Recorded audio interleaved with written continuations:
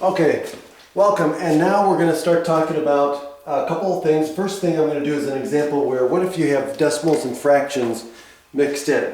Well, in this case, you're going to change everything to a decimal and then proceed as usual with the adding and then rounding to the least precise value. So if I basically write this one as what? 3.25. Okay, and so then I look at the least precise. Obviously, the least precise numbers are at the tenth of a pound. So I'm going to add everything and then round to a tenth of a pound. So for this one here, again, we'll just add. So that's going to be 6.45, 8.85. So we get 8.85 pounds, which is going to be approximately 8.9 pounds. Okay, and that would be the answer. Okay, now multiplication division. So before we get into how we round, again, first as far as our calculation stuff, let's go through and figure how do we handle units when we're multiplying. Okay.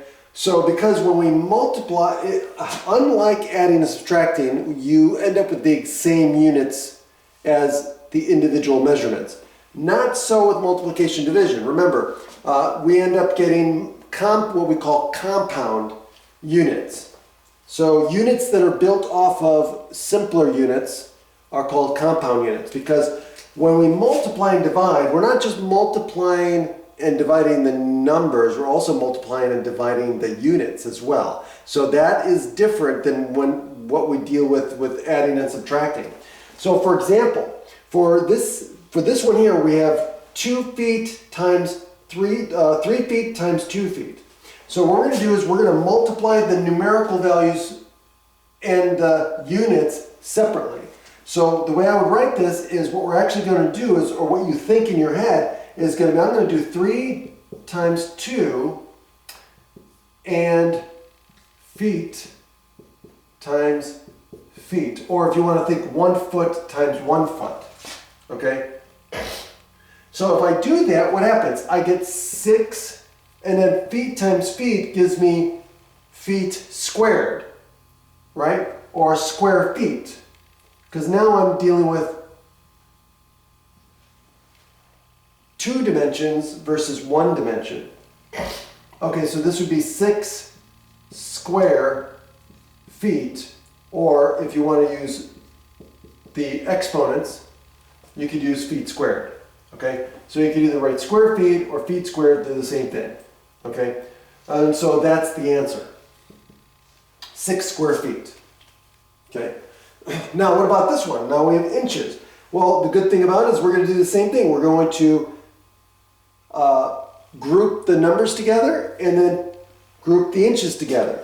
So this would be equal to what? This would be equal to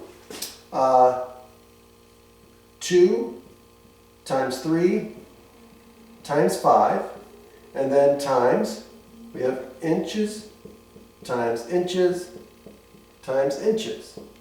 So now in this case here, what do we get? We get 30, right? This gives us 30. And then inches times inches times inches gives us cubic inches. Okay? So we end up with cubic inches, or inches cubed. Okay? Now, same thing happens with division, okay? So we're not only going to divide the numbers, but we're also going to divide the units.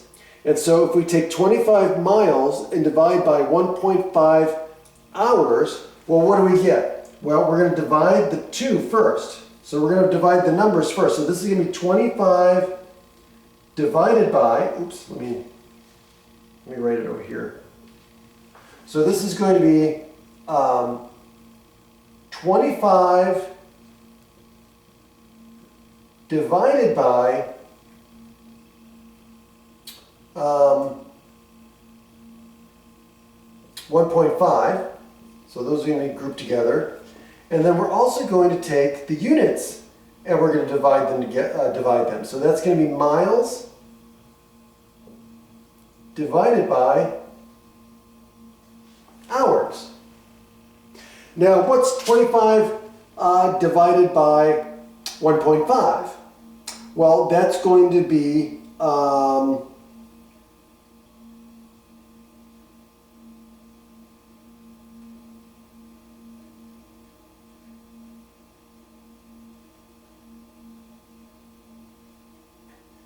what?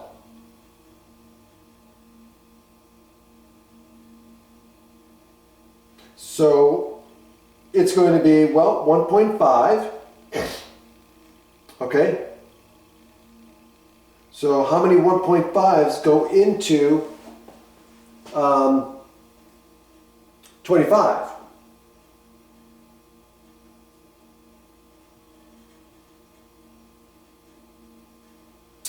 Let's see, it's going to be, let's see, 3.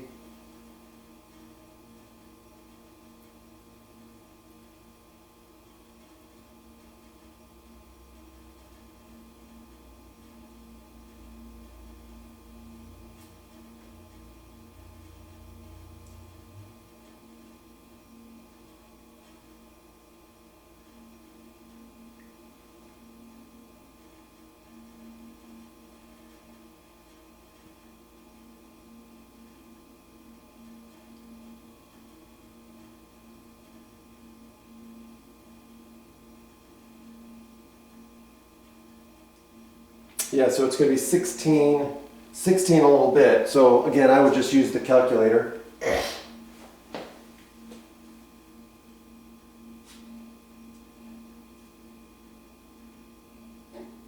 And so let me see what this is.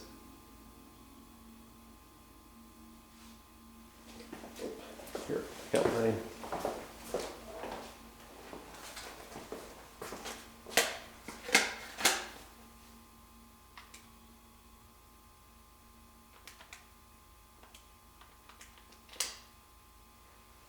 Yeah, 16 2/3. So 16. So we get 16 2/3.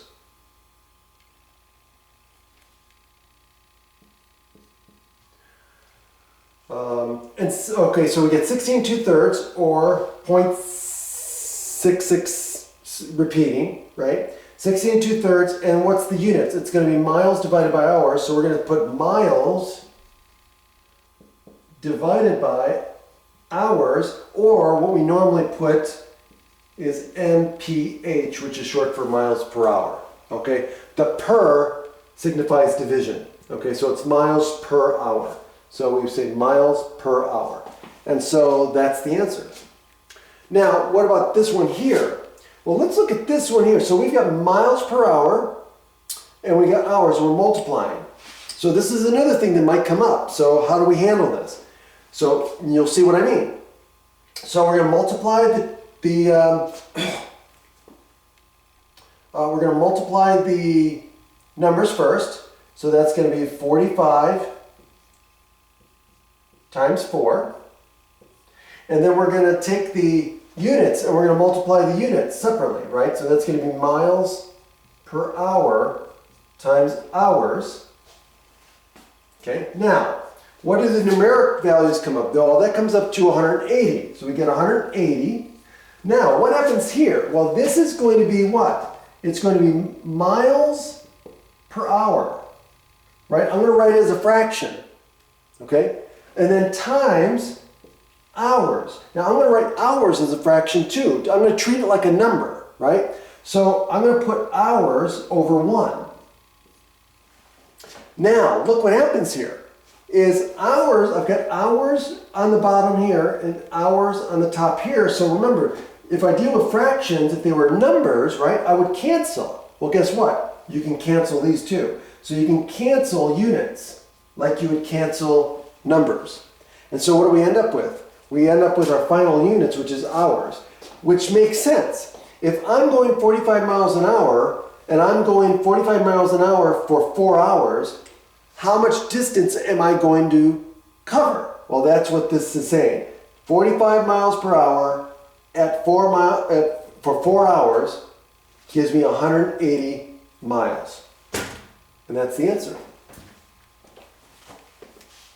Have a great day.